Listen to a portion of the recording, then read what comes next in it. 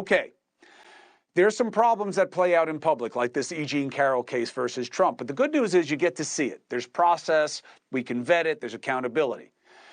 The real concern are problems that play out in secret. Those are the ones we have to focus on because they often matter more. Example, everyone's worried about artificial intelligence, right? I'm not there yet. Software is about how you use it, and we'll have to see. But if we're worried about how capabilities are used, we don't need to wait for AI to play out. We're already in deep doo-doo. Do you remember the hearings about social media? Got a lot of buzz and a lot of angry faces, hand-wringing, consternation. The Zuck was there, willing to talk about regulation to shift priorities from his wallet to our wants. Remember this? My position is not that there should be no regulation. Okay. I think the internet is increasingly important. Do you embrace regulation? I think the real question, as the internet becomes more important in people's lives, is what is the right regulation, not whether there should be or not. But you as a company welcome regulation? I think if it's the right regulation, then yes. The question becomes, is there such thing as the right regulation? Why are we suspicious? Reportedly today, Facebook backing an advocacy group that worked to stop legislation to regulate the tech industry as a result of all of this hoo-ha. The group received a $34 million donation. A person who works with the group, which is called the American Edge, confirmed to CNBC that the $34 million donation, Facebook. And I'll tell you, well, it's just one source, anonymous source. Well, first of all, they work for the group. Second, Facebook was asked, hey, are you the money behind it? No comment. Wouldn't it have been easy for them to say, well, it's not us? They wouldn't. They didn't deny it. Compounding the problem are the people who are supposed to be fighting for a solution. If you haven't noticed, I'm the one telling you about this, not politicians. There's no press conference that I have to cover right now with them rallying around this report, raising a lot of stink about how this is exactly what they were worried about, and now they're going to go full throttle on regulation and trying to make things more fair for the user. You know why? You know the expression, all show, no go? That's what our Congress is too fast becoming. That's what we're dealing with.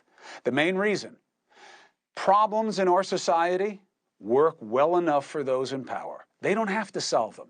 They get to point the finger, they get to pound the podium, they get to scare you, they get to scare me. That's why I didn't want to go down the rabbit hole about TikTok. Of course, having potential Chinese government control of any platform that's predominant in America should be a concern. Not that it's kept us from allowing them to make most of the things in all of our homes, but we'll put that to the side.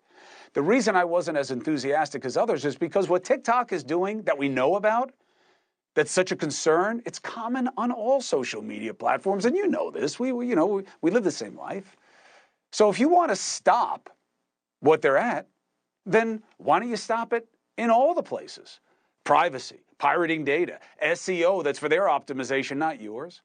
It's true in a lot of places and platforms, and they want it to stay that way. Witness Zuckerberg's money move to help squash legislation. And as for making sure that we're not reading or hearing or watching lies, misinformation, or straight up disinformation on a regular basis, the rules that apply here on cable or on your network news or your local news or your newspaper, they don't have to deal with that on these platforms. They say that we just built the stadium. It's like they built the city. Everybody just comes here. All the media, all the newspapers, all the outlets. We don't have to do anything about that.